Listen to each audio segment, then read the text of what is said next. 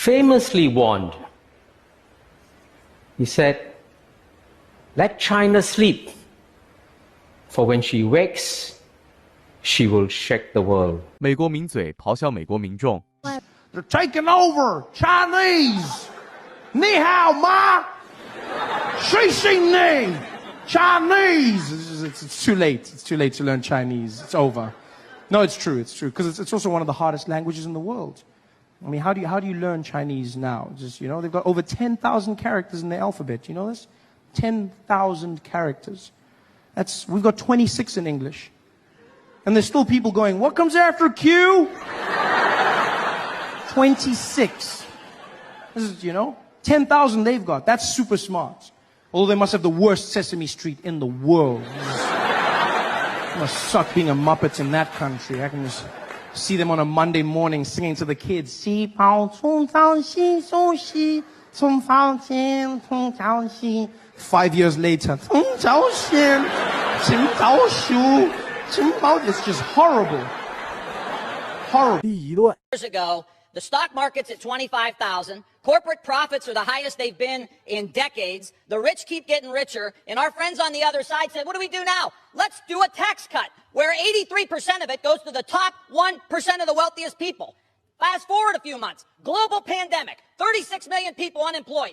40% of families who have a worker that makes $40,000 a year or less lose their job last month. 4 million people didn't pay their rent. And the Republican Party says, we don't have any money to help you.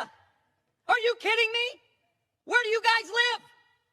Food lines around the blocks at our food banks in the United States of America. 1 in 5 kids are going hungry. Your party can't even get food to them. This isn't a wish list.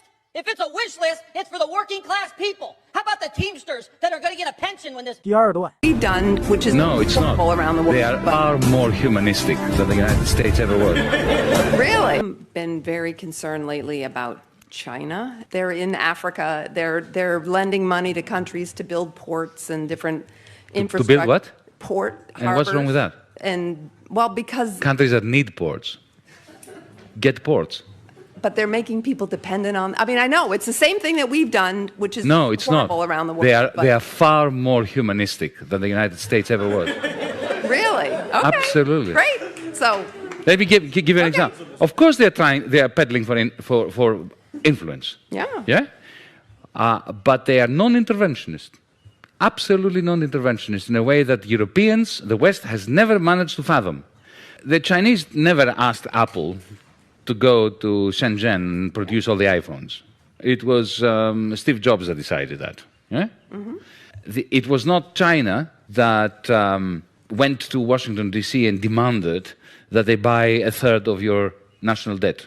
If they hadn't bought it, you would be in serious trouble. Mm-hmm.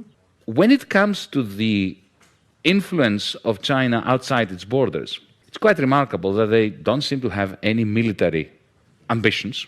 Instead of going into Africa with troops, colonially, destroying the country, killing people like the West has done for the last 100 years, what they did was they went to Addis Ababa and they said to the government, we can see you have problems with your infrastructure. We would like to build some new airports.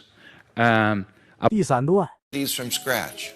Moved the majority of their huge population from poverty to the middle class, and mostly cornered the market in 5G and pharmaceuticals.